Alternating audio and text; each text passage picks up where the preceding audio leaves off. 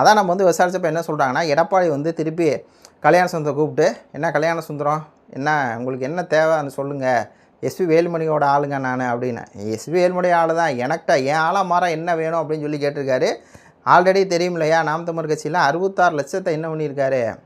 அனைவருக்கும் வணக்கம். இந்த காணொலியில் ஒரு 3 டாபிக் கொடுத்து பார்க்கலாம். நம்மளுடைய முதலமைச்சர் விஜய் இருக்கார்ல, அவர் வந்து சிம்ரனை சந்திச்சிருக்காரு அப்படிங்கிற ஒரு செய்தி காட்டுத்தீயாக பரவிட்டுருக்குது. சிம்ரன் மட்டும் இல்லை, பல நடிகர்களை வந்து சந்திச்சிட்டு இருக்காரு.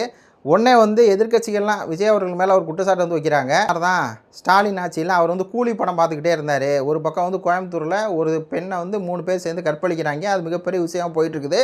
ஆனால் ஸ்டாலின் அவர் ஒரு முதலமைச்சராக இருந்துட்டு அவர் போய் கூலி படத்தை வந்து பார்த்தார். இது எப்படி இருக்குது அப்படின்னா, இதே மாதிரி தான் ரோம் நாட்டில் வந்து அந்த நகரம் பற்றி எரியும் போது அந்த மன்னன் வந்து பிடில் வாசித்தான். மக்கள் மேலே அக்கறை இல்லாத ஒரு முதலமைச்சர் தான் ஸ்டாலின் அப்படின்னாங்க.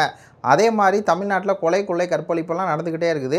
3 வயசு சின்ன பிள்ளைய வந்து வடமாநில இளைஞ வந்து கற்பழித்து அந்த பிள்ளைய வந்து கொடூரமாக கொண்டிருக்கான். ஆனால் நம்ம முதலமைச்சர் என்ன பண்ணுறாருன்னா, அந்த பிள்ளைங்கெல்லாம் போய் பார்க்காம இவர் வந்து சிம்ரனையும் நடிகைகளையும் வந்து மீட் பண்ணிகிட்ருக்கார். அப்போ இவரும் நியூரோ மன்னனா, இவர் வந்து மக்கள் கஷ்டப்படும் போது பிடில் வாசிக்கிட்டு இருக்காரா அப்படிங்கிற கேள்வியை எல்லா எதிர்க்கட்சியும் கேட்குறாங்க. இதுக்கு மேலே இதில் வந்து விமர்சனம் வைக்க முடியாது. ஏன்னா முதலமைச்சர் இல்லையா, இவர் ஒரு நியூரோ மன்னன் தான் அப்படிங்கிறது வெளிப்படையாக தெரியுது. அடுத்து நம்ம அண்ணன் கல்யாண சுந்தரம். இந்த செய்தியை பார்த்தோன்னா நான் வந்து கிராஸ் செக் பண்ணிக்கிட்டு ஆட்கிட்ட விசாரிச்சுக்கிட்டு தான் அண்ணனை பற்றி இந்த பதிவை போகிறேன். என்னென்னா, பேராசிரியர் கல்யாண சுந்தரம் தலைமையில், நல்லா பாருங்கள், தலைமையில் வரும் 20/6/2026 அன்று சனிக்கிழமை மதுராந்தகம் தொகுதியில் மாபெரும் பொதுக்கூட்டம் நடைபெறும் என மாண்பு எடப்பாடியார் அறிவிச்சிருக்காரு. எடப்பாடியாரை போய் நம்ம அண்ணன் கல்யாண சுந்தரம் சந்திச்சிருக்காரு. சந்தித்ததுக்கப்புறம் அந்த பெரிய ஒரு பொதுக்கூட்டம் போட்டு, தலைமை யார் தலைமையில், கல்யாண சுந்தரம் தலைமையில். அப்போ நீங்கள் கேட்கலாம், டே விமல் கொஞ்ச நாளைக்கு முன்னாடி நீங்கள் போட்டியே, அவர் வந்து அதிமுகலேருந்து வெளியே போயிட்டார் அப்படின்னு சொல்லி அவர் போட்ட பதிவெல்லாம் காமிச்சியே, இந்த மாதிரி அவருங்க இதழ் இருக்குல்லையா, அம்மா இதெல்லாம், அந்த இதழை விட்டு நான் இதுக்கு மேலே எழுத மாட்டேன் அப்படின்னு சொல்லிட்டு கோச்சிட்டு போனார். அவர் வந்து எஸ்பி வேலுமணியோட ஆள், எஸ்பி வேலுமணி தான் அவர் வந்து விசுவாசமாக இருக்க முடியும், எடப்பாடி உனக்கு வந்து விசுவாசம் இருக்க முடியாதுன்னு சொல்லிட்டு தான் நான் போனார் அப்படின்னு நீ சொன்னியே. அப்படி இருக்கும்போது எப்படி திருப்பி இவர் வந்து எடப்பாடியை போய் சந்திக்கிறார் அப்படின்னு சொல்லி நீங்கள்லாம் கேட்குறது புரியுது. வேறு ஒன்றும் இல்லை. என்னங்க நம்ம பண்ண கல்யாண சுந்தரத்துக்கு என்னங்க மேக்ஸிமம் அவருக்கு என்ன தேவைப்படும் சொல்லுங்கள், என்ன தேவைப்படும், அதை எடப்பாடி கொடுத்தா வந்துட போகிறார், வேலை முடிஞ்சு. இந்த நேரம் அதாவது கட்சி வந்து 2-3 வந்து உடஞ்சிக்கிட்டு இருக்குது. ஒரு பக்கம் எஸ்பி வேலுமணி, சிவி சண்முகம் அப்படின்னு விஜயபாஸ்கர்னு அடிச்சுக்கிறாங்க. எடப்பாடி தலைமை வந்து சரியில்லைன்னு சொல்லி கட்சிக்குள்ளே உடஞ்சிட்டு இருக்குது. இந்த நேரத்தில் நம்மளுக்கு என்ன லாபம் அப்படின்னு சொல்லி நம்ம அண்ணன் சிந்திச்சார். இப்போ நம்ம வந்து கட்சியோடு வெளியே போகிறோம் அப்படிங்கிற மாதிரி வெளியே போயிட்டு இருந்துட்டு, அப்படி நம்ம வந்து எஸ்பி வேலுமணி எப்படி பண்ணுறாரு, எடப்பாடி எப்படி பண்ணுறாரு அப்படிங்கிறத யூகிச்சுட்டு ஒரு முடிவு எடுக்கலான்ட்டு இருந்தார். அதான் நம்ம வந்து விசாரிச்சப்போ என்ன சொல்கிறாங்கன்னா, எடப்பாடி வந்து திருப்பி கல்யாண சுந்தரம் கூப்பிட்டு, என்ன கல்யாண சுந்தரம், என்ன உங்களுக்கு என்ன தேவைன்னு சொல்லுங்கள், எஸ்பி வேலுமணியோட ஆளுங்க நான் அப்படின்னு. எஸ்பி வேலுமணி ஆள் தான், எனக்கிட்ட என் ஆளாக மாற என்ன வேணும் அப்படின்னு சொல்லி கேட்டிருக்காரு. ஆல்ரெடி தெரியும் இல்லையா, நாம் தமிழர் கட்சியில் 66 லட்சத்தை என்ன பண்ணியிருக்காரு, தேர்தல் நிதியாக தேர்தல் செலவு கொடுத்ததை இது பண்ணியிருக்காரு. அப்போ அதே மாதிரி காசை வாங்கிட்டு, சரிங்கய்யா நான் உங்களுக்கு வந்து வேலை செய்கிறேன், அப்போ என்ன எனக்கு ஒரு முக்கியத்துவம் கொடுங்க. இவர் ஆல்ரெடி கேட்டே இருந்தார், எம்எல்ஏ சீட்டு வேணும், எம்எல்ஏ சீட்டு வேணும், எம்எல்ஏ சீட்டு வேணும், அதே தொண்டாமுத்தூரில் வேணும்னு கேட்டிருந்தார். அதுக்கு வந்து அடியை போட்டு அடுத்து பை எலெக்ஷன் வந்து வரும் இல்லையா, ஒரு வேளை அவர் வந்து எஸ்பி வேலுமணி ஏதாவது ராஜினாமா பண்ணுற மாதிரி வருமோ வராதோ, ஏதோ ஒன்று நடக்க போகுது, அது மட்டும் தெரியுது. அதிமுகவில் பை எலெக்ஷன் வரப்போகுது, பை எலெக்ஷன் வேட்பாளர் இருக்கிறாங்க. அதில் ஏதோ ஒரு டீலிங் பேசப்பட்டு, எந்த தொகுதி ஏதோ ஒரு தொகுதி வந்து எம்எல்ஏ அப்படிங்கிற டீலிங் பேசப்பட்டு, பணங்கள் வந்து எஸ்பி வேலுமணி என்ன கொடுத்தாரோ அதை விட கொஞ்சம் ஒரு 2 மடங்கு 3 மடங்கு ஜாஸ்தியாக தர்றேன் அப்படின்னு சொல்லி இப்போ நம்ம கல்யாண சுந்தரம் அவர்கள் வந்து திருப்பி போய் அதிமுகவில் இணைஞ்சிருக்காரு. அதிமுகவில் இணைஞ்சது மட்டும் இல்லை, அதிமுகவில் இதுக்கு மேலே அந்த one of the leader பாயிண்ட்லேயே Kalyana Sundaram வருவார் அப்படின்னு சொல்லி நம்ம தகவல் வந்து சொல்கிறாங்க. கொங்கு மாவட்டத்தில் வந்து எஸ்பி வேலுமணி, அப்புறம் தங்கமணி அப்படிங்கிற ஆட்கள் இருந்தாங்களா, அவங்களாம் இப்போ போயிட்டாங்க, எடப்பாடி கட்டுப்பாட்டை மீறி போயிட்டாங்க. அப்போ எடப்பாடி கட்டுப்பாட்டு மீறி போனதுக்கப்புறம் அந்த இடத்துல யாரா ஸ்ட்ராங்கான ஆளுன்னு பார்த்தா, நாம் தமிழர் கட்சியிலேருந்து அங்கே அதிமுக போய் அதிமுக காரனாகவே வாழ்ந்துக்கிட்டு இருக்கிற, அதான் எடப்பாடியுடைய, அதான் எஸ்பி வேலுமணியை தொண்டனாக வாழ்ந்துட்டு இருந்து, அடுத்து இப்போ வந்து அதிமுக தொண்டனாக வாழ்ந்துட்டு இருந்தால், இப்போது எடப்பாடி தொண்டனாக வாழ்கிற கல்யாண சுந்தரனா கரெக்டுன்னு சொல்லி கல்யாணத்துக்கு என்ன வேணுமோ அதெல்லாம் கொடுத்து திருப்பி கல்யாணம் உள்ளே கூட்டு வந்து கல்யாணம் தலைமையிலேயே ஒரு கூட்டம் நடத்த போகிறாங்க அப்படிங்கிற ஒரு செய்தி. கடைசி நேரத்தில், அதாவது இப்போ எல்லாம் கரெக்டாக தான் இருக்கும், இப்போ எல்லாம் கல்யாண சுந்தரத்துக்கு ஒரு மகிழ்ச்சியான செய்திலாம் வந்துருக்குது.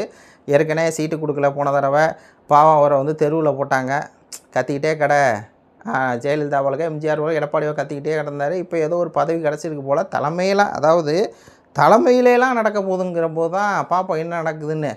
கல்யாண சுந்தரத்துக்கு வந்து ஏன் கல்யாண சுந்தரத்து மேலே நம்மளுக்கு வந்து இவ்வளோ காண்டிருக்குன்னா, விஜய்க்கு செம்படிச்சார் பார்த்தீங்களா கல்யாண சுந்தரம், வெக்கக்கேடு. அதிமுக அப்படிங்கிற கட்சியை பொதுவாகவே நம்ம வந்து ஒரு லெஃப்ட் ஹேண்ட்லாம் டீல் பண்ணுவோம். ஆனால் விஜய்க்கு செம்படிச்சார் பாருங்க கல்யாண். அப்போ தான் கல்யாணுடைய ஒரிஜினல் முகத்திரையை நம்ம வந்து கிழிச்சு தொங்க விட ஆரம்பித்தோம். அதில் இந்த பிரியகுமார் போட்டான் பாருங்க, ஒரு கல்யாணில் 2 கல்யாணில் 1000 கல்யாண்றா. எது விஜய்க்கு செம்படிச்சனால. அவன் தந்தி டிவியில் சொல்கிறாரு, கரூரில் விஜய் வந்து அந்த கூட்டத்துக்கு எவ்வளோ நேரம் டைம் வாங்கியிருந்தார். 3 மணிலேருந்து, அதாவது மத்தியானம் 3 மணிலேருந்து 7 மணி தான் டைம் வாங்கியிருந்தார். அவர் கரெக்டான டயத்துக்கு வந்துட்டார். அப்போ உளவுத்துறை மிஸ்டேக் தான், விஜய் காரணமே இல்லை, விஜய் குற்றவாளி இல்லைன்னா இருப்பாருங்க. அப்போ தான் இந்த கல்யாணோட முகத்தை நம்ம வந்து கிழிக்க ஆரம்பித்தோம். சரி, இப்போ வந்து கல்யாண சுந்தரம் அதிமுக வந்து அழிஞ்சிட்டு இருக்குது.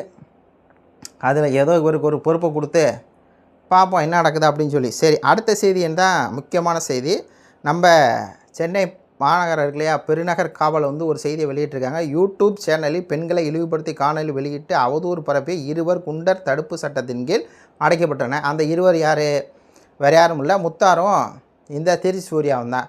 இல்லை, திரிசூர்யா கூட வந்து ஆபாசமாக பேசுவாப்புல, ஆனால் ஓரளவுக்கு இருக்கும். ஆனால் இந்த முத்தார் அப்படிங்கிற முழுக்க ஆபாசம். முத்தார் அப்படிங்கிறவன் அறிவாலயத்தில் போகிற கறிக்கஞ்சிக்காக, அறிவாலயத்தில் போகிற அந்த எலும்பு துண்டுக்காக எல்லா தலைவருடைய அந்த தனிப்பட்ட வாழ்க்கையை பற்றி அப்படி வந்து அவன் பேசுவான். அவனுடைய வாழ்க்கையை, தனிப்பட்ட வாழ்க்கையை சீமானன் அவர்கள் வந்து ஏன்டா அந்த பெண் இந்த பெண்ணுங்கிற, ஓ வீட்டு பெண் அப்படின்னோடனே, ஐயோ ஏ வீட்டு பெண்களை இப்படி பேசிட்டாரு அப்படின்னு சொல்லி உடனே ஜவஹர்லால் அதுக்கெல்லாம் அறிக்கை விட்டு, ஏன்னா மதத்துக்குள்ளே போய் ஒழிச்சுக்குவான். வெக்கம் கெட்டவனுக்கு இந்த ஜவஹர்லால் ஆதரவு வேறு. அதாவது முத்தார் அப்படிங்கிறவன் முஸ்லீம் அப்படிங்கிற மாதிரி தன்னை காமிச்சிக்கிட்டு அடுத்த தலைவர்கள்லாம் வந்து இழிவுபடுத்தி கேவலப்படுத்திக்கிட்டு இருப்பான். அப்போயெல்லாம் அந்த முஸ்லீம் அமைப்புகள் வந்துட்டு நீ ஒரு முஸ்லீம்டா, இப்படி வந்து ஒரு தலைவருடைய பர்சனல் லைஃப் வந்து பேசக்கூடாது அப்படின்னு சொல்லி சொல்ல மாட்டாங்க. ஆனால் நம்ம எதாவது பேசிட்டோம்னா கொண்டு வந்துடுவான். இதுதான் அந்த வந்து கேவலமான ஒரு இழிவான ஒரு அரசியல். அந்த அரசியல் பண்ண இந்த முத்தார் அப்படிங்கிறவன் தொடர்ந்து அண்ணன் சீமான் அவர்களாக இருக்கட்டும், சீமான் அவர்களை வந்து இன்னன்னு சொல்ல முடியாத அளவுக்கு வந்து அவதூறு ஆபாச படமாக சித்தரிக்கிறது. அதே மாதிரி தான் இப்போ விஜய் அவர்களையும், விஜய்க்கு நம்மளுக்கு வந்து தனிப்பட்ட ரீதியாக நம்ம வந்து பேசுவோம், அவருக்கு அடைட்ட ரிலேஷன்ஷிப்பு மனைவி சொல்கிறேன். ஆனால் இவர் என்ன சொல்கிறார், இவன் என்ன பண்ணுவானா வேறு மாதிரியெல்லாம் வந்து அதை சித்தரித்து கேவலமாக சித்தரித்து ஒரு எல்லைக்கு மீறி வரம்புக்கு மீறி போய் பேசி அந்த தம்ப்லைன்லாம் பார்த்துருப்பீங்க. விபச்சாரத்தில் அந்த வார்த்தையெல்லாம் வந்து ரொம்ப ஒரு ஹார்ஸான வார்த்தை. அதெல்லாம் வச்சு விஜய் அவர்களை இழிவுபடுத்தி கேவலப்படுத்திட்டு இருந்தேன். இப்போ கடைசியில் ஒரு அலிசா அப்படிங்கிற ஒரு பெண்மணி, அவங்கள மேலே 1008 விமர்சனம் வைக்கலாம். ஆனால் வந்து அவங்க குழந்தைய தேவையில்லாமல் வந்து தவறாக பேசி, அண்ணாமலையுடைய முக சாயல் இருக்குது அப்படி இப்படி பேசி, இன்றைக்கி அவங்க போய் கம்ப்ளைண்ட் கொடுத்தோன்னே கருணா ஓடி போய் ஒளிஞ்சான், தூக்கிட்டு வந்து உள்ளே போட்டாங்க. இப்போ பிடிச்சி குண்டாஸில் வந்து அடைச்சிருக்காங்க. உள்ளபடியே நம்மளுக்கு வந்து மகிழ்ச்சி அப்படிங்கிற மாதிரி தான் இருக்குது. இந்த 2 செய்தி கொடுத்து உங்கள் கருத்துக்களை சொல்லுங்கள். நன்றி, வணக்கம்.